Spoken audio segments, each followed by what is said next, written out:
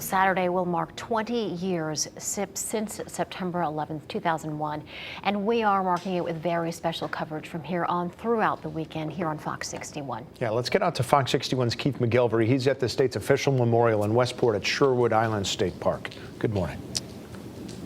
Tim and Erica, good morning. More than 160 people from Connecticut or with ties to our state lost their lives in those terrorist attacks back on September 11th, 2001. Today, they will be remembered in a ceremony here at the state's 9/11 memorial. Rabbi Michael Friedman will be offering a blessing there, and he joins us this morning.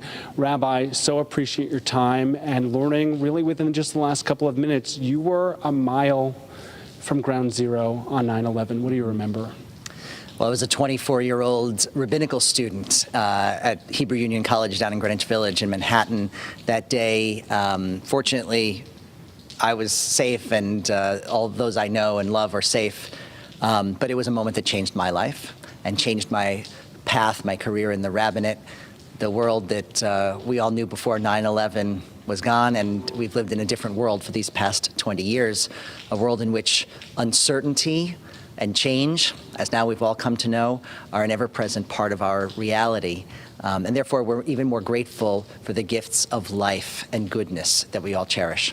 And you are the right man for this time in history. Jewish tradition calls on folks to remember. Speak to that. Thank you. In Jewish tradition, we have a number of times, a number of opportunities that we're called to remember those we've lost and we've loved and lost. So for example, on the anniversary of someone's passing, we're called to say certain prayers of remembrance, or go to synagogue, or go to their gravesite, and that's a specific day to remember. There are also times throughout our calendar year, throughout our holiday cycle, where we hold services of remembrance that in Hebrew we call yizkor, remembrance. And so we gather as a community, all of those who have lost parents, grandparents, friends, and loved ones. We gather together and we essentially evoke and invoke their memories and ask God to care for the souls of those we've lost. We know, Rabbi, so many folks still grieving 20 years later. For people who are on different points in that journey and may still be struggling, the families that are here today, what do you want them to know? What I've learned is that grief is not a straight path. You never know when there are going to be twists and turns, when out of the blue something's going to happen that brings back memories or that triggers a trauma, and that's okay. That's normal.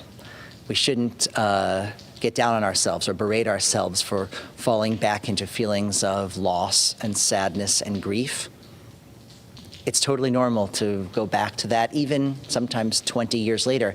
And Keith, I would say that's actually why we need a ceremony such as this. We've had these ceremonies every year here at Sherwood Island at the State Memorial, but here on the 20th anniversary, it's even more important that we gather and remember how the world changed 20 years ago today, and all of those that we loved and lost. Rabbi Michael Friedman with Temple Israel here in Westport. We are fortunate to have you on the morning show. Thank you so much.